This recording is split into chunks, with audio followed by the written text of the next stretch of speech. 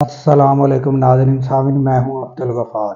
ناظرین، صحافت کی دنیا میں ایک بہت بڑا نام حسن نثار، جن کی ساری عمر صحافت میں گزری ہے، بہت انہوں نے نام کمایا اور آج تک ان کے جو ولاگ ہیں یا ان کے جو ٹی وی چینل پر پروگرام ہیں وہ دنیا بڑی شوق سے سنتی ہے، اور جن میں ہم بھی شامل ہیں۔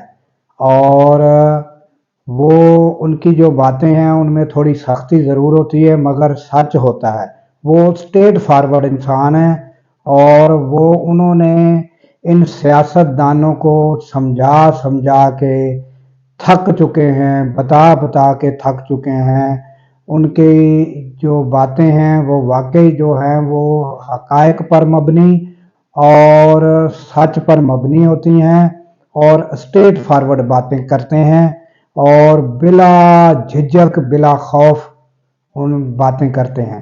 اور آج ان کی جو بات ہے وہ جو ہے وہ قائد اعظم کے متعلق ہے۔ انہوں نے قائد اعظم کو شہید جو ہے وہ قرار دیا ہے، اور دوسرا انہوں نے ایک معلومات یہ بھی بتائی ہے کہ وہ بیماری کے باوجود بیرون ملک علاج کے لیے کیوں نہیں گئے، حالانکہ ان کے پاس مال و دولت بھی بہت تھی اور وہ بیرون ملک جا بھی سکتے تھے، ان کو کوئی کسی قسم کی رکاوٹ نہیں تھی۔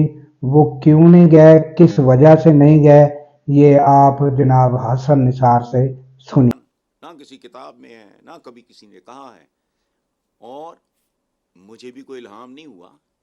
سوچتا رہا میں کہ قائد اعظم محمد علی جناح جان لیوا مرض کے باوجود باہر کیوں نہیں گیا، وہ بندہ کیوں نہیں گیا باہر؟ اس کے پاس دولت کی کمی نہیں تھی، باہر پڑا ہوا یہ سارا دوست احباب بھی 4 جاننے والے 40 جاننے والے باہر ہوں گے، کیوں نہیں؟ پھر میں نے خیال میں نے کہا اس سے خبر لیک ہو سکتی ہے، یہ تو بستر مرگ پہ ہے۔ پاکستان کا قصہ اور سال آگے کر دو، 1.5 سال اتنا ہی لگا نا، تو کیڑا پاکستان یہ للو پنجو پاکستان بنا دے پھر۔